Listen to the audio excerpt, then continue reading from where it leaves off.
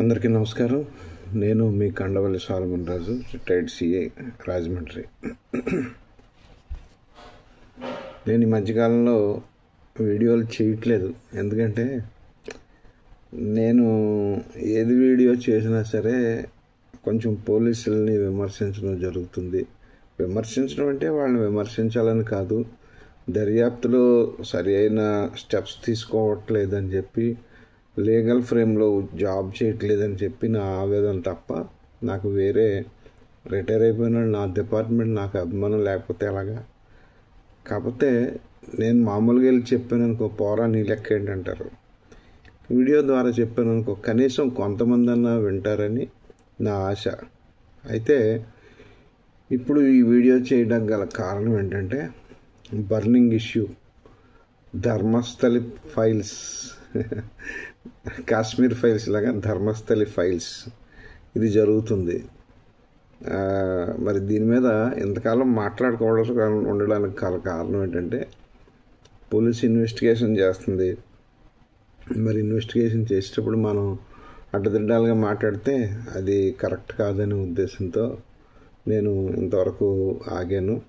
అయితే నా మనసులో భావం బయటికి చెప్పాలనే ఉద్దేశంతో ఈరోజు ఈ వీడియో చేయడం జరిగింది. ధర్మస్థలి అనేది ఒక టెంపుల్ టౌన్.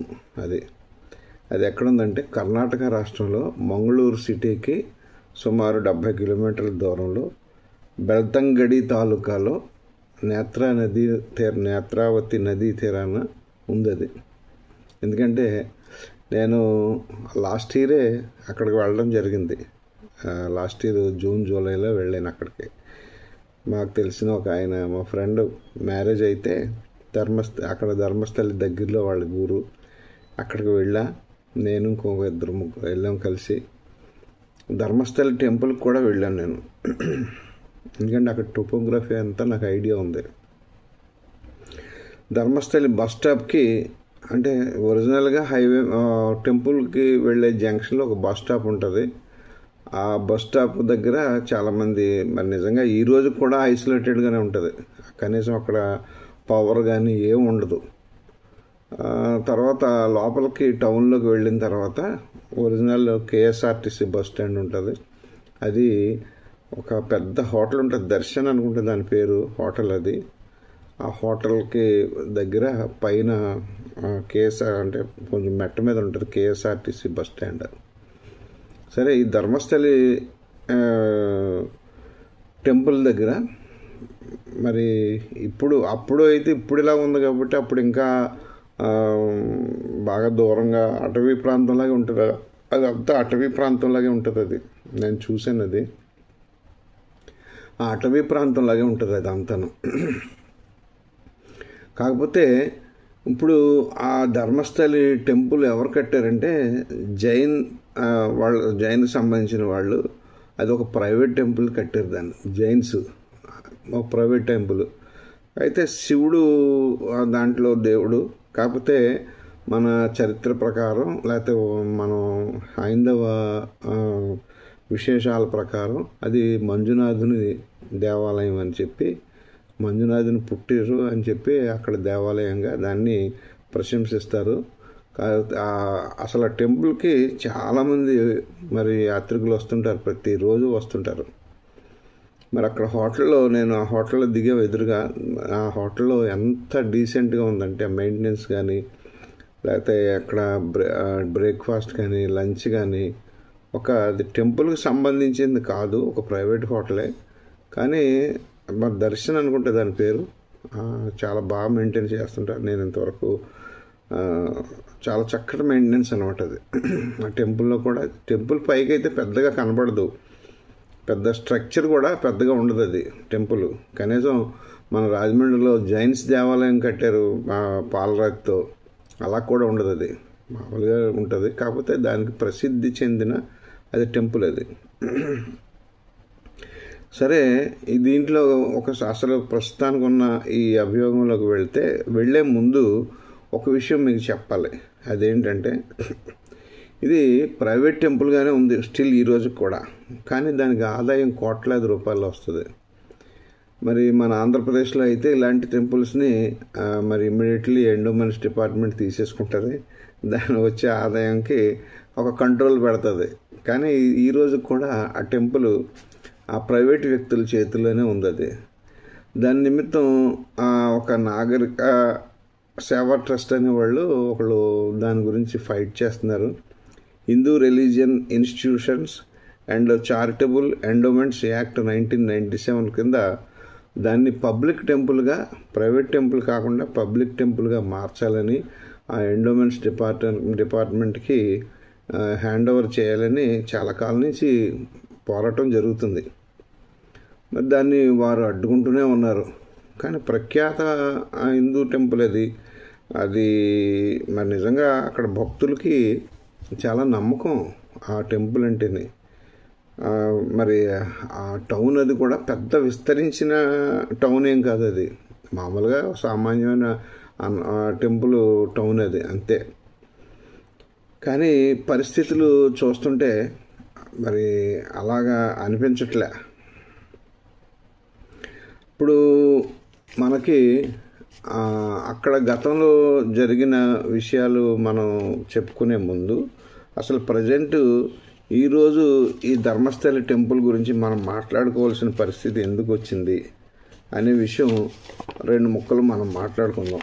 ఎందుకంటే ఈయన ఒక విజిల్ బ్లోయర్. ఆయన పేరు మరి ఏంటో తెలియదు, పేరు ఉంది కానీ చెప్పకూడదు. ఆ విజిల్ బ్లోయర్ ఆయన ప్రస్తుతానికి ఆయన గతంలో 1998 నుంచి 2014 వరకు ఆయన శానిటరీ వర్కర్గా ఆ టెంపుల్ యాజమాన్యం కింద పనిచేశాడు ఆయన. అయితే ఆయన సడన్గా 2014లో బయటికి వెళ్ళిపోయాడు. తర్వాత మరి సడన్గా వచ్చి జూలై నెల మొదట్లో వచ్చి కొంతమంది అడ్వకేట్స్ని తీసుకుని వచ్చి ధర్మస్థలి పోలీస్ స్టేషన్లో ఒక ఫిర్యాదు చేశాడు ఆయన. అదేంటంటే, నేను గతంలో ఇలాగా శానిటేషన్ దాంట్లో వర్కర్గా పనిచేసేవాడిని, పారిశుద్ధ కార్మికుడిగా పనిచేసేవాడిని ఆ టెంపుల్ యాజమాన్యం కింద.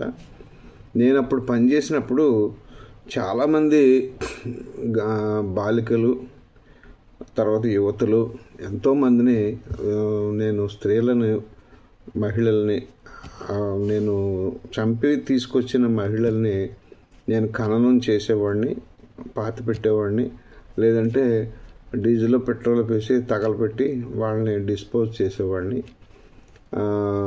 మీరు నమ్ముతారో నమ్మరో అని కొంత ఒక మరి స్కెల్టన్ ఉందో లేదో తెలియదు, కొన్ని దుమ్ములు బ్యాగులో పెట్టుకుని, ఎముకలు బ్యాగులో పెట్టుకుని వచ్చాడు అని మరి నేను ఏదో యూట్యూబ్లో చూశాను అంతే.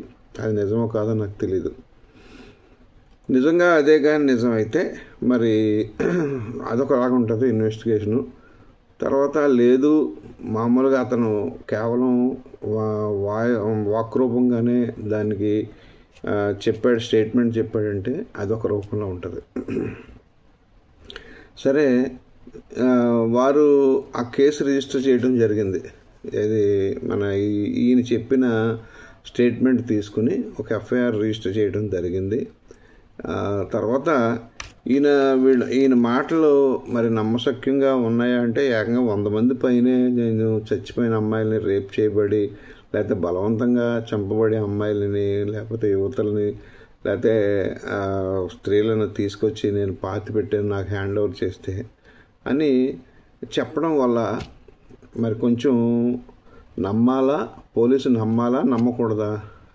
నమ్మకపోతే నిజంగా చేశాడేమో, నమ్మాలనుకుంటే ఆధారాలలాగా దాంట్లో ఒక పెద్ద మిద్దంగా పెద్ద ఎరకాటంలో పడిపోయారు పోలీసు అక్కడ. సరే, ఇది ఇలా ఉండగా అక్కడ ఆ ధర్మస్థలి ఏరియాలో, అంటే ధర్మస్థలి టెంపుల్స్ టౌన్లోనే కాదు, ఆ సరౌండింగ్ ఏరియాస్లో గతం నుంచి ఒక నానుడు ఉంది. అక్కడ చాలామంది బాలికలు, స్త్రీలు అక్కడికి వచ్చాకే మిస్ అవుతున్నారు.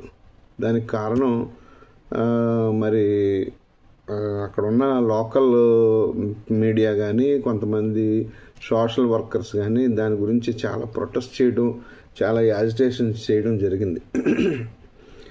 అంతవరకు ఎందుకు, మన టెంపుల్ టౌన్స్ అంటే చాలా చోట్ల మనకి తిరుపతి కానీ లేకపోతే అన్నవరం కానీ మన విజయవాడలో కానీ ఇలాగ టెంపుల్ టౌన్లు టెంపుల్ సిటీస్లో జనరల్గా మిస్ అవడం జరుగుతుంది.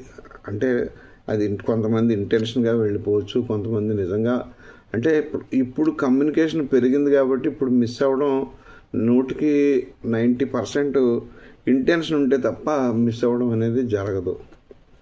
అయితే గతంలో ఏంటంటే ఈ కమ్యూనికేషను ఫోన్లు లేకపోవడం, కమ్యూనికేషన్ లేకపోవడం, మీడియా లేకపోవడం వల్ల అది మిస్ అయిన గర్ల్స్ విషయం మళ్ళీ బయట పెట్టడానికి లేకపోతే ట్రేస్ అవ్వడా లేదా తెలుసుకోవడానికి అవకాశం ఉండేది కాదు.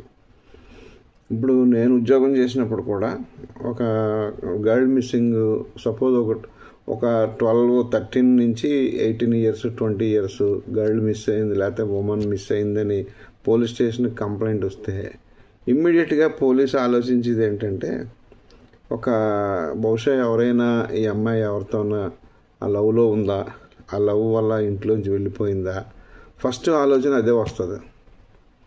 దానికి కొంతమంది ఇప్పుడు పోలీసులు ఏంటంటే ఈ ఉన్నతాధికారులకి ఎఫ్ఐఆర్ రిజిస్టర్ చేస్తే దానికి సమాధానం చెప్పాలి, ఎందుకు వచ్చిందిలే మనకి అని కొంతమంది ఆలోచించుకోండమ్మా, ఒక 2-3 రోజులు చూసి తిరిగి మీ చుట్టాలు వాళ్ళని కనుక్కొని రిపోర్ట్ ఇస్తే అప్పుడు ఎఫ్ఐఆర్ ఇష్యూ చేద్దాం.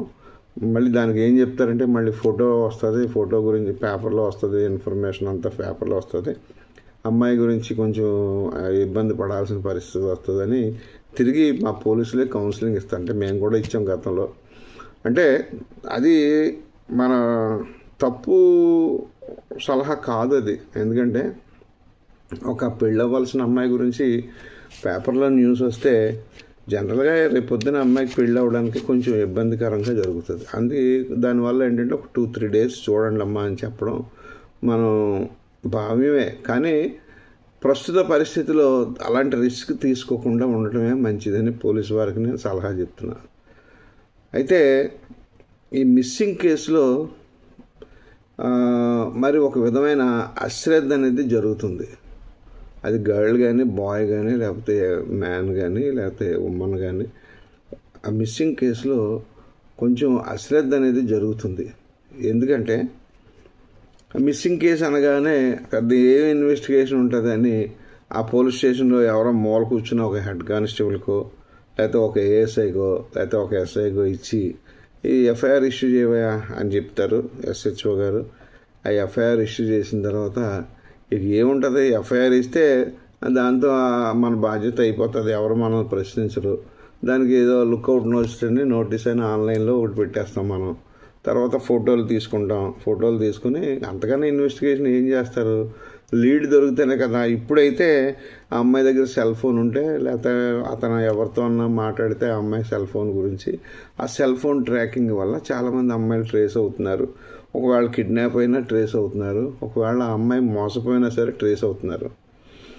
అది ఈ అడ్వాన్స్డ్ టెక్నాలజీ వల్ల ఈ మధ్యకాలంలో కొంచెం ఈ మిస్ అవ్వడం కొంచెం తగ్గినాయి. మిస్ అవ్వడం ఒక 50% ఖచ్చితంగా ఇంటెన్షన్గా వెళ్ళిపోయినవే ఉంటాయి దాంట్లో.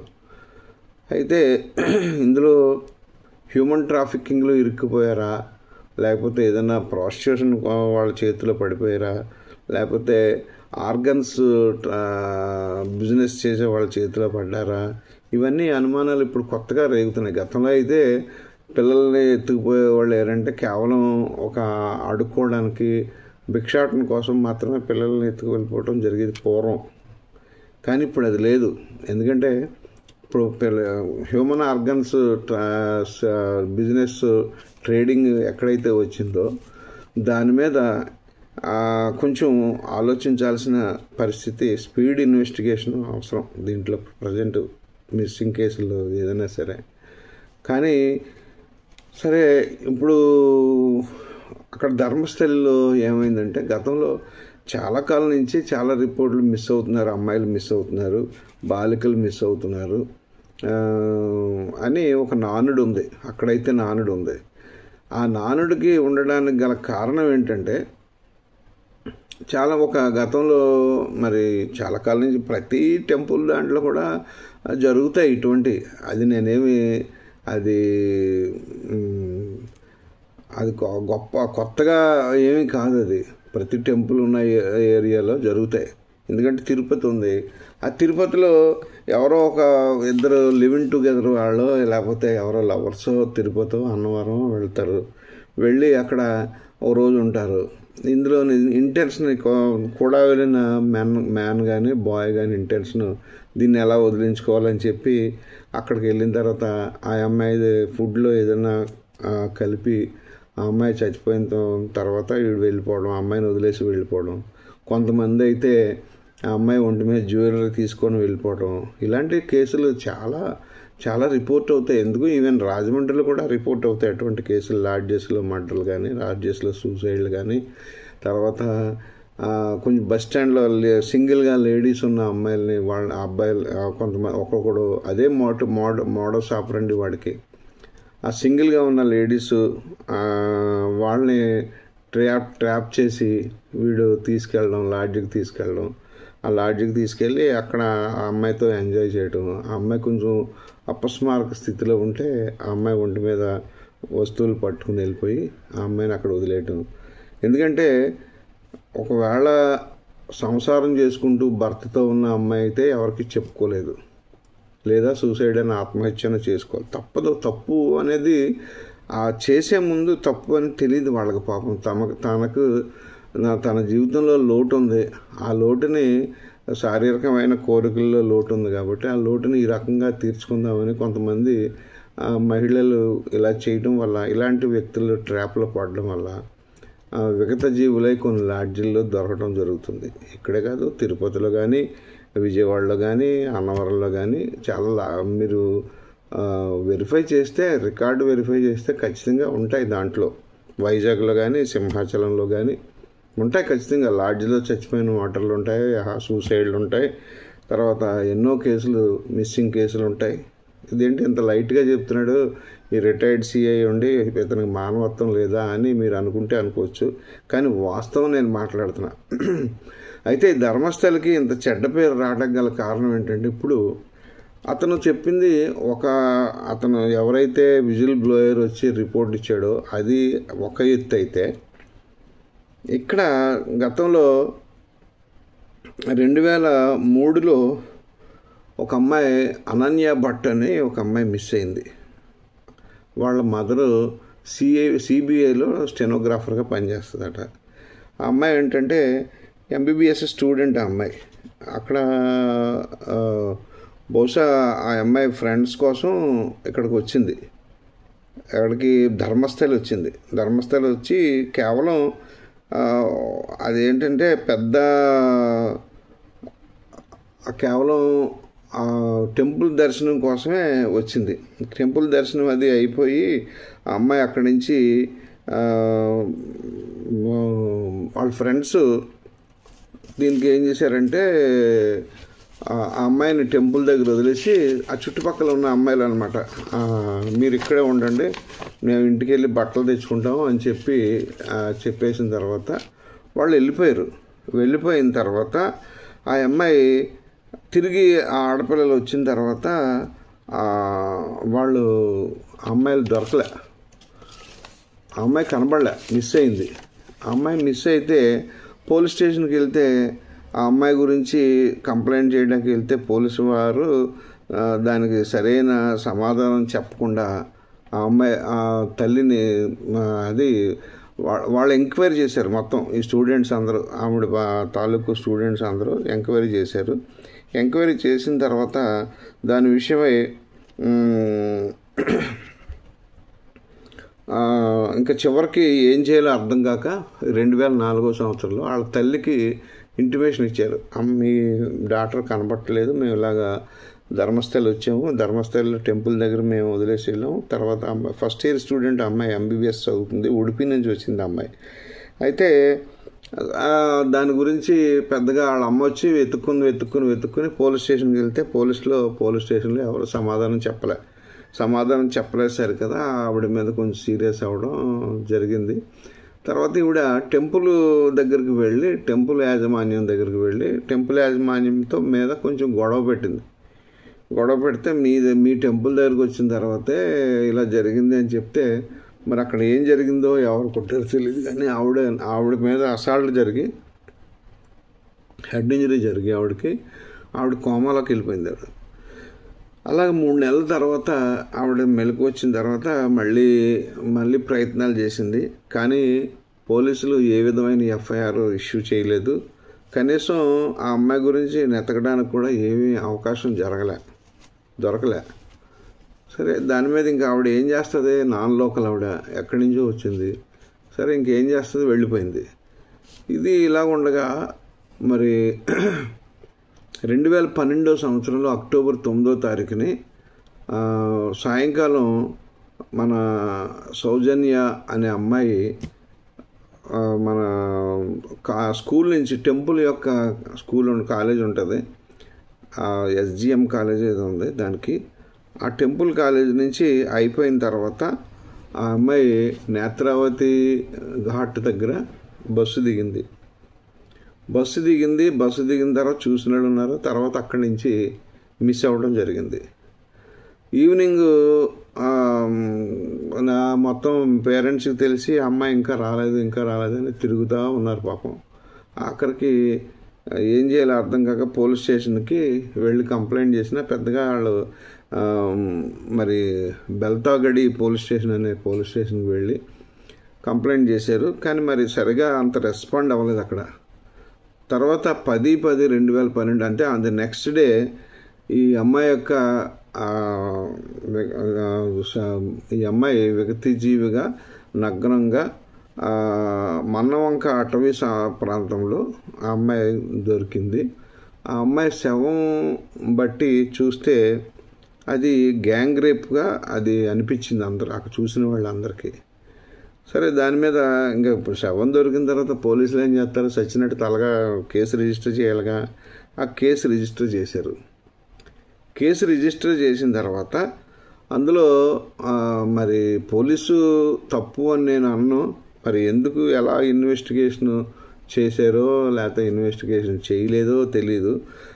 అక్కడ కొంతమంది ఈ జైన్స్కి సంబంధించిన వాళ్ళు ఒక 4 వ్యక్తులు, ఒక ఆటో డ్రైవర్ కలిపి ఒక 5 కలిపి ఒక వ్యక్తిని సంతోష్ అనే ఆయన్ని తీసుకొచ్చి పోలీస్ స్టేషన్కి అప్పచెప్పారు. ఈడే ఈ నేరం చేశాడు అని చెప్పి వాడిని పోలీస్ స్టేషన్కి అప్పచెప్తే పోలీసులు అతన్ని మరి ఇంట్రాగేషన్ చేశారో లేకపోతే క్రాస్ ఎగ్జామిన్ చేశారో లేకపోతే సీన్ రీకన్స్ట్రక్షన్ చేశారో లేదు, ఇన్వెస్టిగేషన్ ఏం చేశారో తెలియదు. దాన్ని సింపుల్గా ఆయన్ని అరెస్ట్ చేసేసి రిమాండ్ పంపడం జరిగింది. సరే, ఆ రిమాండ్ పంపించిన తర్వాత ఆయన్ని ఇన్వెస్టిగేషన్ అయిపోయింది. తర్వాత పోలీసు ఛార్జ్షీట్ పెట్టేశారు. అతనికి 2012 నుంచి ఇంకా అలా జరుగుతూనే ఉంది. 2022 వరకు కూడా ఆ కేసు అలా నడుస్తూనే ఉంది. తర్వాత కోర్టు వారు ఆ కేసుని కొట్టివేయడం జరిగింది. ఎందుకంటే మెడికల్ ఎవిడెన్స్ దీంట్లో లేదు. మీకు గతంలో నేను చెప్పా, ఆర్జికర్ డాక్టర్ గారు మెడికో మర్డర్ కేసులో నేను చెప్పిన విషయాలు మళ్ళీ చెప్తున్నాను. ఎందుకంటే ఈ రేప్ కేసులో స్వాబ్స్, స్మియర్ ఇవన్నీ కలెక్ట్ చేస్తారు. ఎవరైతే విక్టిమ్ ఉన్నారో ఆ విక్టిమ్ దగ్గర నుంచి women medical officer swabs, smear ఇవన్నీ కలెక్ట్ చేస్తే దాంట్లో సెమన్ ఉందా, లేకపోతే బయట ఫారెన్ ప్యూబిక్ హెయిర్ ఉందా, లేకపోతే ఒంటి మీద ఏమైనా నెయిల్ స్క్రాచెస్ ఉన్నాయా, లేకపోతే ఏది ఏమైనా సరే సీన్ ఆఫ్ అఫెన్స్ వెరిఫై చేయాలి. సీన్ ఆఫ్ అఫెన్స్ నుంచి బాడీ మీద ఉన్న ఇంజరీస్ ఇవన్నీ మరి క్రిమినల్ యొక్క విజిటింగ్ కార్డు అంటారు చూసారా, అలాంటి ఎవిడెన్స్, క్రిమినల్ తాలూకు ఎవిడెన్స్ వదిలిపెట్టి వెళ్తారు ఖచ్చితంగా దీంట్లో. మరి పోలీసు వారు అప్పుడు ఇన్వెస్టిగేషన్, నేను అందుకనే ఇన్వెస్టిగేషన్ నేర్చుకోండి బాబు అని నేను గొడవపెడుతుంటాను. ఆ ఇన్వెస్టిగేషన్ సరిగా చేయలేదు, నెగ్లిజెన్స్. మళ్ళీ ఇందులో ఏంటంటే నెగ్లిజెన్స్, అందులో ప్రిజర్వ్ చేసిన డాక్టర్ ప్రిజర్వ్ చేసిన స్వాబ్స్, స్మియర్స్ ఇవన్నీ డిలేతో పంపించారు. 10 days డిలేతో పంపించారు. ఆ 10 days డిలేతో పంపించినందువల్ల అది మరి ఫంగస్ పట్టేసి అది సరైన రిపోర్ట్ రాలేదు. అది ఇంటెన్షన్గా చేశారా, అక్కడ ఐఓ ఇంటెన్షన్గా చేశాడా, లేకపోతే నెగ్లిజెన్స్ వల్ల చేశారా తెలీదు. ఇప్పుడు ఎస్హెచ్ఓలు నేను ఇప్పుడు దీని ప్రకారం నేను చెప్పేది ఏంటంటే, ఎస్హెచ్ఓలు క్లియర్గా ఇటువంటి ఇంపార్టెంట్ కేసు వచ్చినప్పుడు నెగ్లిజెన్స్గా ఉండకుండా ఇటువంటి మన ఎఫ్ఎస్ఎల్కి పంపాల్సిన మెటీరియల్ ఇన్ టైంలో పంపించారా లేదా అని మీరు వెరిఫై చేసుకుంటూ ఉండాలి. మీరు మీ హడావుల్లో మర్చిపోతుంటారు, ఆ రైటర్స్ కూడా మర్చిపోతుంటారు, ఎవరు తీసుకెళ్లాల్సిన వాళ్ళు తీసుకెళ్ళరు. ఇంకొక విషయం ఏంటంటే, మనం కొత్తగా నేర్చుకున్నది ఏంటంటే, మనం ఇలాంటి మెటీరియల్ ఏదైనా ఉంటే డిఎస్పి ద్వారా మనం పంపుతున్నాం, లెటర్ ఆఫ్ అడ్వైజన్ డిఎస్పి ద్వారా పంపుతున్నాం. కానీ ఇటువంటి కేసుల్లో మన సివియర్ కేసుల్లో మాత్రం ఖచ్చితంగా కోర్టు ద్వారానే పంపాలి. లేట్ అవుతుంది అని మీరు పంపరు, కానీ దాన్ని కోర్టు ద్వారా పంపితేనే దాని యొక్క వాల్యూ ఉంటుంది. ఎందుకంటే చైన్ ఆఫ్ కస్టడీ అంటారు మీరు, అది మరి సైంటిఫిక్ ఎయిడ్స్లో ఉంటుంది చైన్ ఆఫ్ కస్టడీ. ఆ చైన్ ఆఫ్ కస్టడీ ఎక్కడైనా మిస్ అయిందనుకోండి, మిస్ అయితే కోర్టు వారికి అనుమానం వస్తుంది. ఎందుకంటే ఇప్పుడు చైన్ ఆఫ్ కస్టడీ అంటే సపోజ్ విసేరా తీసుకొచ్చిన విసేరా ఒక కేసులో కెమికల్ ఇదే కేసులో చూద్దాం, స్మియరు, ఆ తర్వాత nail clippings, hair, pubic hair ఇవన్నీ ప్రిజర్వ్ చేశారు. ప్రిజర్వ్ చేసిన తర్వాత చైన్ ఆఫ్ కస్టడీ ఏంటి, మెడికల్ ఆఫీసర్ ఎవరైతే ప్రిజర్వ్ చేశారో ఆవిడ పొజిషన్లో కొంతకాలం ఉంటుంది. తర్వాత పోలీసు వస్తారు, పోలీస్ దగ్గర తీసుకుంటారు, అప్పుడు ఎస్హెచ్ఓ కస్టడీలో ఉంటుంది. దాన్ని వెంటనే ఆ చైన్ ఆఫ్ కస్టడీ నెక్స్ట్ ఎక్కడికి వెళ్తుంది, త్రూ ఎవరైతే మన కానిస్టేబుల్ ఎస్కార్ట్ ఇది ఇస్తారో, ఎఫ్ఎస్ఎల్ డ్యూటీ ఎవరు వేస్తారో అతని చేతిలోకి వెళ్తుంది. చైన్ ఆఫ్ కస్టడీ అక్కడ ఉంటుంది. తర్వాత నెక్స్ట్ ఎఫ్ఎస్ఎల్లో హ్యాండ్ ఓవర్ చేస్తారు. ఎఫ్ఎస్ఎల్లో హ్యాండ్ ఓవర్ చేసిన తర్వాత మళ్ళీ ఎఫ్ఎస్ఎల్ ఎగ్జామినేషన్ అయిపోయిన తర్వాత అది మళ్ళీ వెనక్కి వస్తుంది. ఇవన్నిటికి ఎక్కడికక్కడ కస్టడీ ప్రూవ్ చేయగలగాలి. తర్వాత ఫైనల్గా దాన్ని కోర్టు వారి దగ్గరికి పంపాలి. కాబట్టి ఈ చైన్ ఆఫ్ కస్టడీ రుజువు చేయకపోతే మరి చాలా కేసులు ఈ చైన్ ఆఫ్ కస్టడీ గురించే ఎక్విటల్ అయిపోయి చాలా కేసులు. సరే, ఈ కేసులో ఆ మెడికల్ గ్రౌండ్స్లోనే ఎక్కడా పొందడం లేదని చెప్పి ఈ కేసు ఎక్విటల్ జరిగింది. ఉదాహరణకి మన సత్యంబాబు గారి కేసు, విజయవాడ సత్యంబాబు కేసు ఉంది కదా, ఆ సత్యంబాబు కేసు కూడా సేమ్ ఇదే.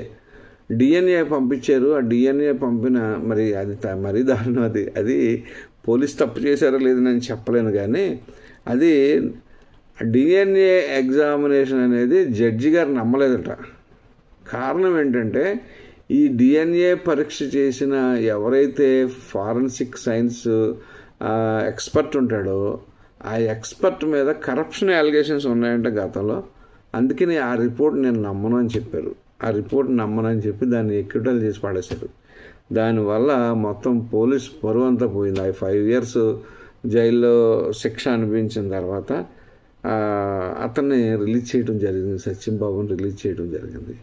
నేను ఇవన్నీ ఎందుకు చెప్తున్నానంటే, ఎస్హెచ్ఓ ఇన్వెస్టిగేషన్ చేసిన ఎస్హెచ్ఓ చాలా బాధ్యతాయుతంగా ఎవరో కానిస్టేబుల్ లేకపోతే హెడ్ కానిస్టేబుల్ లేకపోతే ఎవరో ఐఓ అసిస్టెంటో ఇవన్నీ చూస్తాడులే అని వాళ్ళ మీద వదిలేస్తే మరి మనం ఇలాంటివన్నీ ఫేస్ చేయాల్సిన పరిస్థితి వస్తుంది ఇవన్నీ. అందుకని నేను ఇంతసేపు మాట్లాడడం గల కారణం ఏంటంటే ఇదే కారణం. సరే, 22లో ఎక్విటల్ అయిపోయింది. ఎక్విటల్ అయిపోయినా సరే అక్కడ లోకల్గా ఎవరైతే ఈ అమ్మాయి ఉందో, సౌజన్య అమ్మాయి ఉందో, ఆ అమ్మాయి గురించి లోకల్గా కొంతమంది ఒక టీమ్గా ఏర్పడి ఆ అమ్మాయికి న్యాయం జరగాలని చాలా కాలం, నిజంగా మీరు ఆశ్చర్యపోతే ఒక అమ్మాయికి న్యాయం జరగాలని ఈ రోజుకి కూడా అక్కడ 30 సంవత్సరాలు అయినా సరే ఈ రోజుకి కూడా అక్కడ యాజిటేషన్ జరుగుతుంది. అది ఎందుకు ఇంటెన్షన్గా దాన్ని పక్కన పెట్టారా?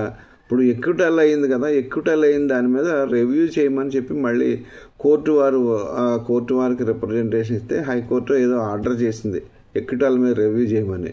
కానీ 2 years వరకు దాని మీద రివ్యూ జరగలేదు, ఎవరిని పోస్ట్ చేయలేదు. తర్వాత 2 years తర్వాత ఇది రివ్యూ అయిపోయింది, దీంట్లో ఏమీ లేదని చెప్పేసి ఒక రిపోర్ట్ ఇవ్వడం జరిగింది.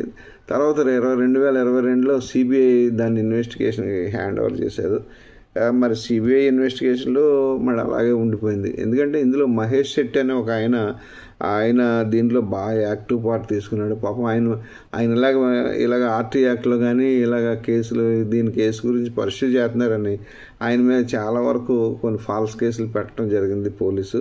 అది లోకల్గా అనుకునేది మనం ఏం చూడలేదు కదా, ఫాల్స్ కేసులు అని నిజంగా చేసాడో లేదో మనకు తెలియదు, ఫాల్స్ కేసులు పెట్టారని తెలిసింది. అయితే ఇందులో ఇంకొక విచిత్రమైన విషయం ఏంటంటే, ఒక పోలీస్ సబ్ ఇన్స్పెక్టర్ గారు ఈ కరప్షన్ అలిగేషన్స్ ఇవన్నీ ఆయనకి డిపార్ట్మెంట్ మీద అసహ్యం వేసి ఆయన ఉద్యోగం వదిలేసి ఆయన కూడా ఈ అమ్మాయి గురించి పోరాటం చేసే టీంలో ఆయన కూడా యాక్టివ్ పార్ట్ తీసుకున్నాడు.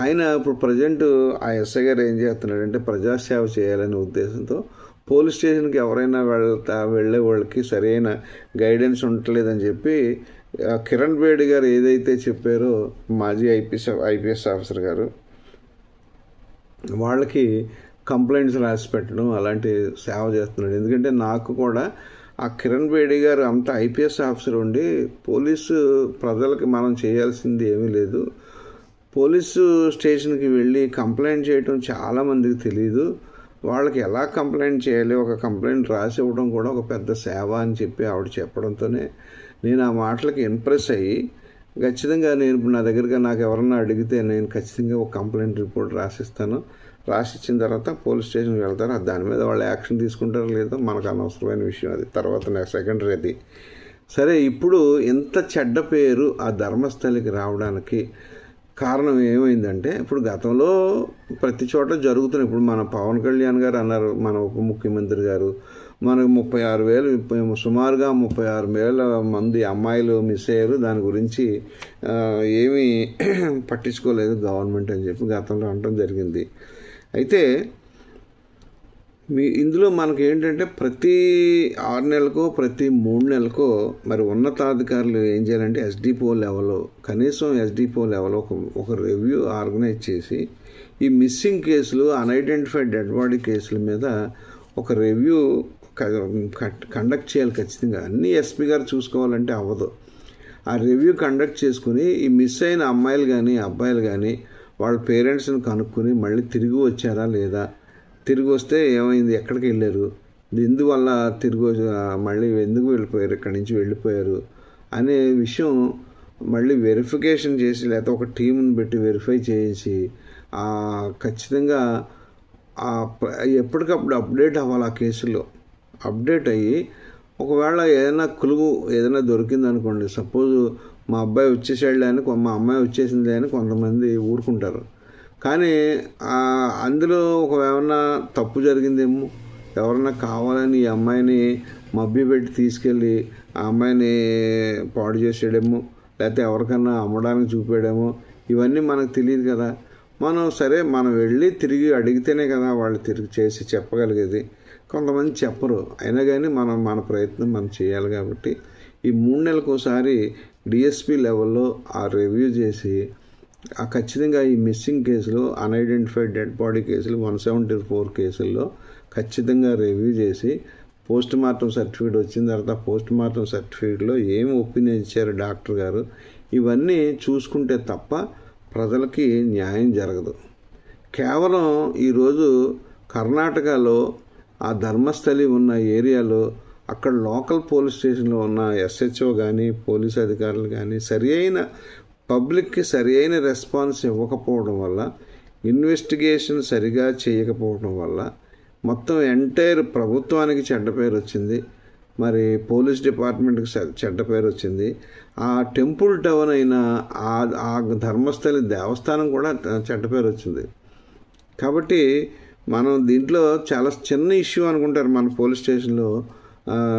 మరి మొన్న ఏదో జూనియర్ ఎన్టీఆర్ సినిమా ఒకటి వచ్చింది, ఆ సినిమాలో మరి మొదట్లో మిస్సింగ్ అని వాళ్ళ మదర్ వెళ్ళి పోలీస్ స్టేషన్కి వెళ్ళి మిస్సింగ్ చేస్తే ఆయన అదే అంటాడు, ఇందాక నేను చెప్పాను కదా, ఎవరితోనో వెళ్ళిపోయి ఉంటుంది, నువ్వు వెరిఫై చేసుకుని చూడమ్మా అని చూడండి అని చెప్పి చాలా సీరియస్గా చెప్తాడు, హార్ష్గా.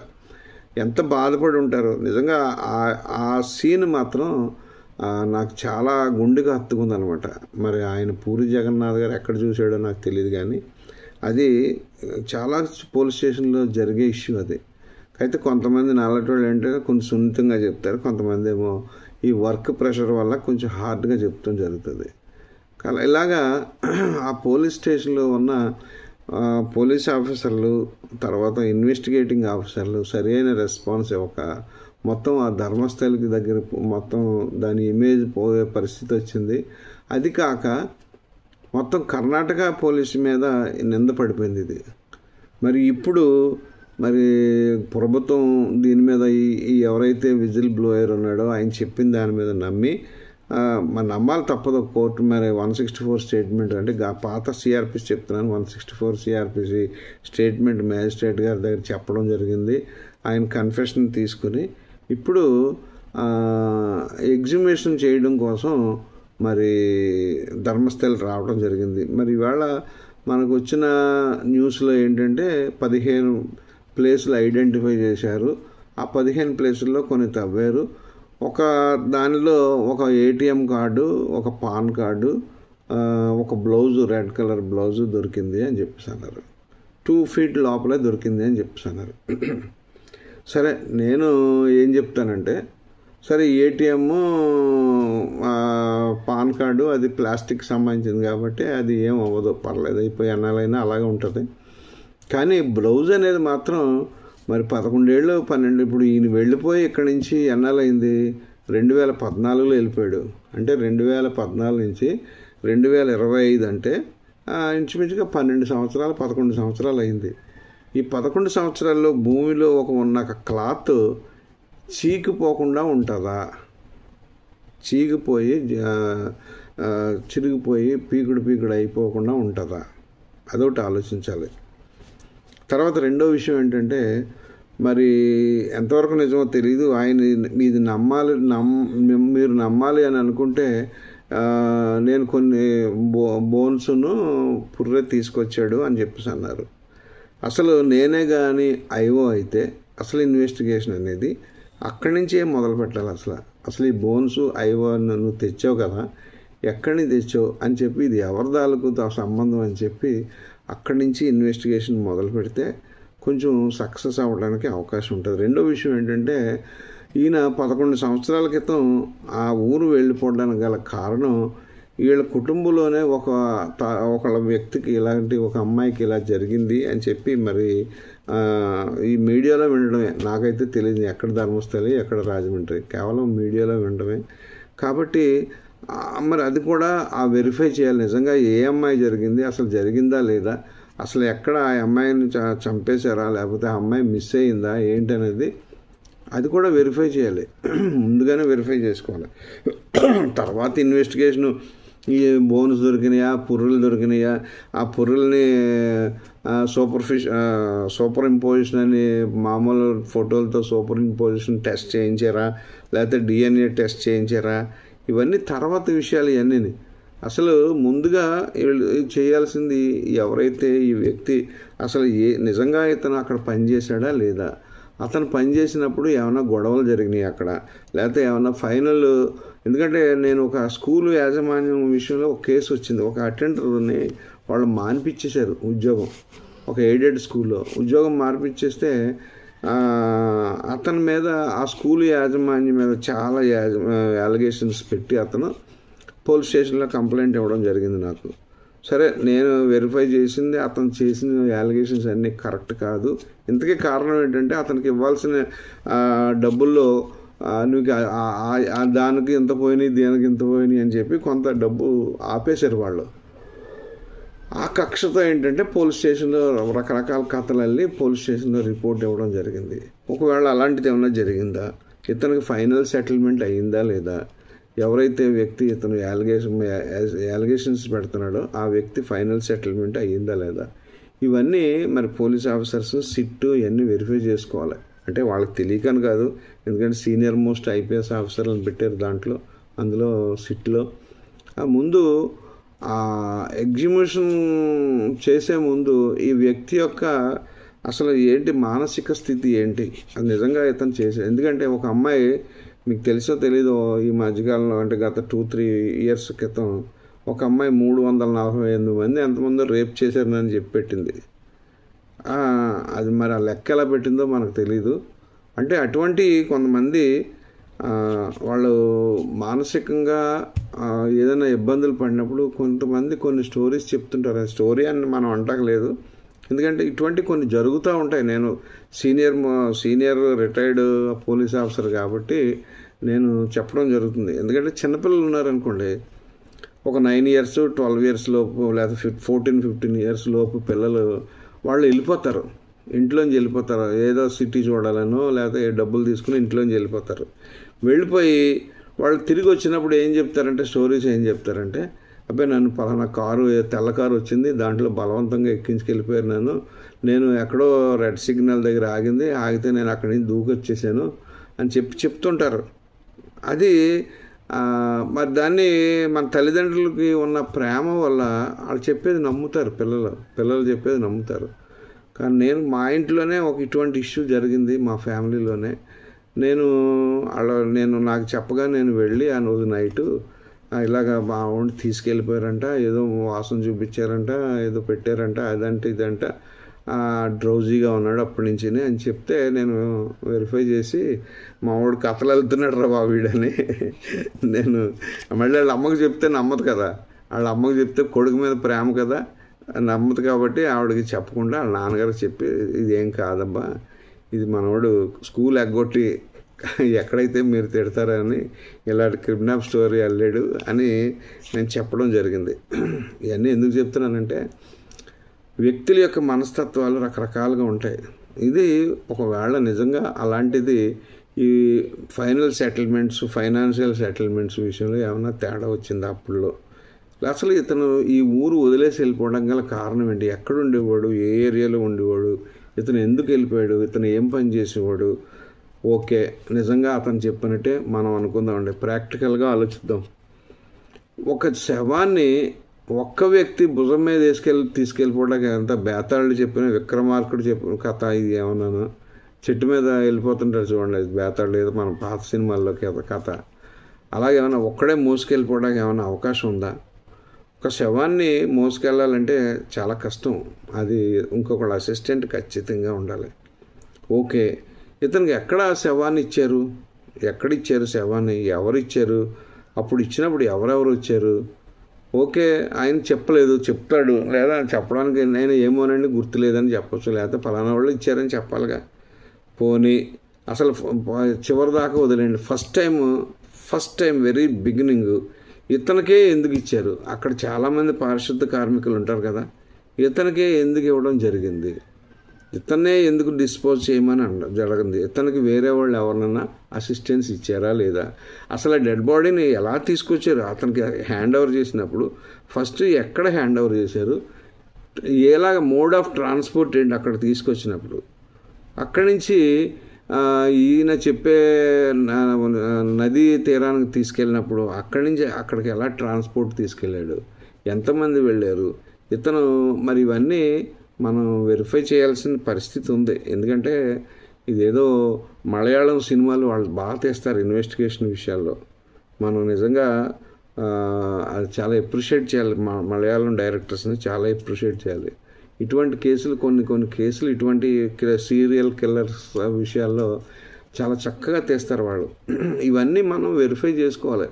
ఎవరో వచ్చి మనకు చెప్పరు, మనకి పక్కన మీడియా వచ్చి అల్లరి చేసేస్తుంటుంది, ఉన్నతాధికారులు అల్లరి చేస్తుంటారు, పొలిటీషియన్స్ అల్లరి చేస్తుంటారు. ఇది ఏమైంది, ఎంతవరకు వచ్చిందని. సూపర్వైజర్ ఆఫీసర్స్ అయితే ఇంకా అల్లరి చేస్తారు. కాకపోతే ఇవన్నీ మనం కొన్ని టీంలు డిస్ట్రిబ్యూషన్ ఆఫ్ వర్క్, ఎస్హెచ్ఓ కానీ, ఐఓ కానీ, లేకపోతే సిట్ అధికారి కానీ కొన్ని టీములుగా చేసుకొని ఒకళ్ళకి డిస్ట్రిబ్యూట్ చేయాలి. అరే నువ్వు ఈ లిస్ట్ ఆఫ్ మొత్తం ఎంతమంది మిస్ అయ్యారు ఆ కర్ణాటక స్టేట్లో, అసలు ఈ నదీ తీరాన్ని అనుకుని ఏ ఊళ్ళు ఉన్నాయి, ఏ పోలీస్ స్టేషన్లు ఉన్నాయి, ఆ పోలీస్ స్టేషన్లో అన్ఐడెంటిఫైడ్ డెడ్ బాడీస్ ఏం ట్రేస్ అయ్యాయి, ఫిమేల్ డెడ్ బాడీస్ ఏం ట్రేస్ అయ్యాయి. ఎందుకంటే మన రాజమండ్రి గోదావరి ఉంది, గోదావరిలో చాలా డెడ్ బాడీస్ వస్తుంటాయి, మరి కొన్ని అన్ఐడెంటిఫైడ్ అవుతుంటాయి. తర్వాత ఏమీ తెలియదు, కొంతమందికి ఏమీ తెలియదు, అవి ఇంకా స్టిల్ అన్ఐడెంటిఫైడ్గానే ఉంటాయి. అలాగే ఆ కెనాల్లో, గోదావరి సముద్రంలోకి వెళ్ళే కెనాల్లో చాలా వరకు 174 కేసులు చాలా కేసులు ఉంటాయి. కోనసీమలో కూడా చాలా కేసులు పెండింగ్ ఉంటాయి, ఇలాగ అన్ఐడెంటిఫైడ్ కేసులు ఉంటాయి. కాబట్టి ఇక్కడ ధర్మస్థలంలోనే ఇటువంటివి జరుగుతున్నాయి అని ఒక ప్రచారం చేయటం అనేది నాకైతే కరెక్ట్ కాదేమో అని అనిపిస్తుంది. అంటే కరెక్ట్ కాదంటే మిస్ అవుతే అవ్వచ్చు, ఎందుకంటే టెంపుల్ టౌన్ కాబట్టి జనాలు ఎక్కువ ఉంటారు కాబట్టి కొంచెం మిస్ అవ్వడం జరుగుతుంది, మిస్ అయ్యే అవకాశం ఉంటుంది. మరి మనకు తెలుసు, నేను పోలీస్ స్టేషన్లో చాలా పోలీస్ స్టేషన్లో పనిచేశాను. ఇలాంటి టెంపుల్స్ ఏరియాలో మిస్ అవ్వడం అనేది సామాన్యం. ఎందుకంటే మనకి గోదావరి పుష్కరాలు జరిగినాయి, గోదావరి పుష్కరాలు జరిగినప్పుడు ఎంతోమంది మిస్ అవుతుంటారు. ఇప్పుడంటే కమ్యూనికేషను, ఈ మీడియా ఇవన్నీ వచ్చినాయి కాబట్టి కొంత మిస్సింగ్ తగ్గుతుంది. అయినా కానీ కొంతమంది మిస్ అయ్యారు లాస్ట్ 2015 గోదావరి పుష్కరాలకి. అయినా కానీ కొంతమంది మిస్ అయ్యారు 2013 గోదావరి పుష్కరాలు, 15 గోదావరి పుష్కరాలకి. మరి దాన్ని అన్నిటికీ స్పెషల్ టీములు ఉంటాయి, దానికి ఇన్వెస్టిగేషన్ చేయాలి. నేనే అనుకునేది ఏంటంటే ఇది ఏమైనా టెంపుల్ ప్రైవేటు టెంపుల్గా చేయమని సుప్రీంకోర్టుకి చాలా పిటిషన్లు వెళ్ళినాయి. ఈ ప్రైవేట్ టెంపుల్ చేయడానికి వీళ్ళు ఎవరైతే జైన్స్ ఉన్నారో ఆ జైన్స్ ఈ ప్రైవేట్ టెంపుల్ చేయడానికి దాన్ని యాక్సెప్ట్ చేయట్లేదు. తర్వాత ఈ ఇష్యూస్ నడుస్తున్నాయి. ఇది కాక ఈ అమ్మాయి ఏదైతే సౌజన్య ఇష్యూ ఈ రోజుకి కూడా ప్రొటెస్ట్ నడుస్తూనే ఉంది. 30 సంవత్సరాల నుంచి ప్రొటెస్ట్, 32 సంవత్సరాల నుంచి ప్రొటెస్ట్ నడుస్తూనే ఉంది. 30 సంవత్సరాలు, 15 సంవత్సరాల నుంచి. ఎందుకంటే 2012లో జరిగింది, ఇది 2025 కాబట్టి 12-13 సంవత్సరాల నుంచి ప్రొటెస్ట్ నడుస్తూనే ఉంది. కాబట్టి కొంచెం చాలా కేర్ఫుల్గా మరి ఐఓస్ ఎవరున్నారో, ఎందుకంటే ప్రెస్లో కూడా వాళ్ళు గబుక్కుని మాట్లాడడానికి వీల్లేదు. ఏం మాట్లాడినా అది పోలీస్ డిపార్ట్మెంట్కే ఎఫెక్ట్ అవుతుంది ఇన్వెస్టిగేషన్ మీద. ఇప్పుడు 15 స్పాట్స్ కనుక్కున్నారు, కొంతమంది ఏమో 40 పురుగులు దొరికినాయి అంటాడు, ఆడి థంబ్నైల్స్ పెట్టేస్తాడు, 40 పురుగులు దొరికినాయి అంటాడు. ఒకడేమో ఇంకేముంది ఇన్ని అస్థిపంజరాలు దొరికాయని అస్థిపంజరాల బొమ్మలు అక్కడ వేసేస్తాడు. అది ఎంతవరకు నిజమో తెలీదు, పూర్తిగా తెలీదు. కానీ ఇప్పుడు వరకు మనకు తెలిసింది ఏంటంటే, ఈరోజు వరకు సోషల్ మీడియాలో తెలిసిన విషయం, మరి పోలీస్ అయితే ఎవరో డిస్క్లోజ్ చేయలేదు ఎన్ని దొరికినాయి ఏం దొరికినాయి అని. దాంట్లో మాత్రం ఇంతవరకు ఏ ఒక్క పూజలు దొరకలేదు, ఏ ఒక్క స్కెల్టన్ దొరకలేదని మాత్రమే దొరికింది. మరి ఇది కూడా ఇదేదో ఏటీఎం లేకపోతే పాన్ కార్డు, అది బ్లౌజు, ఇది పైనే 2 feet ఎత్తులకే దొరికింది అని చెప్పేసి అంటున్నారు. అది మరి ఆల్రెడీ ట్రేస్ చేస్తే అది పెద్ద ఇష్యూ ఏం కాదు అది ట్రేస్ చేయడానికి. ఎందుకంటే ఏటీఎం అకౌంట్ ఉంటుంది, ఏటీఎంకి అకౌంట్ ఉంటుంది, పాన్ కార్డుకి అకౌంట్ ఉంటుంది. పాన్ కార్డు ఇన్కమ్ ట్యాక్స్లో ఏ ఇన్కమ్ ట్యాక్స్కి వెళ్ళినా ఆన్లైన్లో చూసి 2 నిమిషాల్లో చెప్పేస్తారు ఇది పలానా వాళ్ళది ఇది అని చెప్పి. అది పెద్ద ఇష్యూ కాదు. కాకపోతే దాన్ని మన మీడియా ఏంటంటే దాన్ని ఏదో పెద్ద ప్రొజెక్ట్ చేస్తున్నారు. ఒకవేళ నిజంగా ఈ పాన్ కార్డు హోల్డర్ కానీ ఏటీఎం హోల్డర్ కానీ మిస్ అయిందా, మిస్ అయితే ఎక్కడ మిస్ అయింది, అది కంటిన్యూ ప్రాసెస్ ఇన్వెస్టిగేషన్. కాబట్టి నేను ఒక సీనియర్ విశ్రాంతి పోలీస్ అధికారిగా కొంచెం ఇన్వెస్టిగేషన్ మీద నాకు ఉన్న ఇంట్రెస్ట్తో ఈ వీడియో చేస్తున్నాను.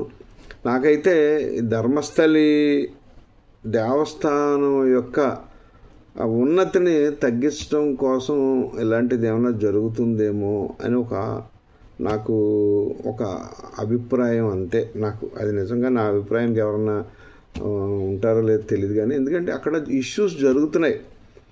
ఈ టెంపుల్ని పబ్లిక్ టెంపుల్గా చేయాలని కొంతమంది, ఇది లేదు సుప్రీంకోర్టులో కేసులు వేశారు, దాన్ని ప్రొటెస్ట్ చేశారు, అది జరుగుతున్నాయి. తర్వాత రెండో విషయం ఏంటంటే, అందులో పనిచేసిన వ్యక్తే ఇలాగొచ్చి చెప్పడం, ఓకే చెప్పాడు, కానీ ఇన్ని చెప్పినోడు ఎక్కడ చెప్పారు, దేని మీద తీసుకొచ్చారు, ఎవరితో తీసుకొచ్చారు, ఎవరెవరు వచ్చారు, ఇవన్నీ చెప్పాలిగా.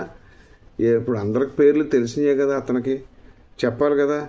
మరి ఒకవేళ అతని మాట విని ఎవరినైనా తీసుకొచ్చి మనం ఏమన్నా పొరపాటుని, ఎందుకంటే ఇప్పుడు ఏపీ పోలీసు ఎలా తయారయ్యారంటే కేవలం టెక్నికల్ ఎవిడెన్స్ సంపాదించడం మానేసి ఓరల్ ఎవిడెన్స్ కోసం ప్రతి కేసులో కూడా పోలీస్ కస్టడీకి తీసుకోవడం, పోలీస్ కస్టడీకి తీసుకుని ఏదో ఒక కన్ఫెషన్ రాసేయడం, ఆ కన్ఫెషన్ మీద లింక్ చేసేయడం, ఛార్జ్షీట్ పడేయడం, అదే టెక్నికల్ ఎవిడెన్స్ లేదు.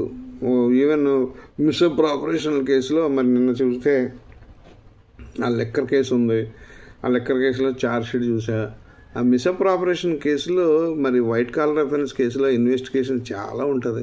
ఆ ఇన్వెస్టిగేషన్ కూడా చక్కగా మరి చేస్తేనే శిక్షలు పడతాయి ముద్దాయిలకి. ఏదో చేసాం కదా, అరెస్ట్ చేసాం కదా, ముద్దాయిని పట్టుకున్నాం కదా, రిమాండ్ పంపించాం కదా అంటే ఇలాగే అవాస్పాలు అవ్వాల్సి వస్తుంది. ఇప్పటికే చాలా ఎక్కువైపోయింది వీడియో. అది ఏదైనా ఈ ధర్మస్థల ఇష్యూలో ఇంత అవాస్పాలు అవ్వడానికి గల కారణం మరి నిజంగా ఎస్హెచ్ఓలు లోకల్ పోలీస్ స్టేషన్లో పోలీసుల యొక్క నిర్లక్ష్యం దీంట్లో. కాబట్టి ఇప్పటికైనా మన పోలీస్ డిపార్ట్మెంట్లో మన స్థాయి అధికారులు మారి ఇటువంటి పరిస్థితుల్లో ఇటువంటి మిస్సింగ్ కేసులు వచ్చినప్పుడు మన ఇంట్లో మన పిల్లలు మిస్ అయితే ఎంత బాధపడతామో అంత రెస్పాన్స్ అవ్వాలని కోరుకుంటూ ఇంతటితో నేను ఈ వీడియో ముగిస్తున్నాను. Thank you.